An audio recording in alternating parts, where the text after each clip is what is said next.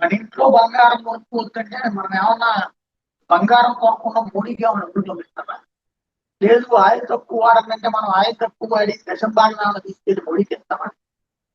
నీకు రూపాయి ఎక్కువ అయితే ఖర్చు అయితే తట్టుకోలేవురా బాబు అని చెప్తే మోడీ ఎవడు చెప్పడానికి, అంటే మోడీ కాదు. నువ్వు నీ ఇంట్లో నీ పిల్లలకి బోడి చేయకుండా, నీ కుటుంబానికి బోడి కాకుండా రాబోయే రోజుల్లో కాబోయే కష్టాన్ని ఎదురయ్యే సమస్య ముందుగా చెప్పాడు. ఇష్టమైతే చేయి, లేదు నేను దుబారా చేసుకుంటా, ఆ తర్వాత ఉద్యోగం లేదని మోడీకి పెడతానంటే అది నీ కర్మ. బంగారం నేను కొనుక్కుంటా, బాజాప్తా కొంటా, కొనుక్కొని కదమ్మా. ఎవడేం చేస్తాడు దానికి?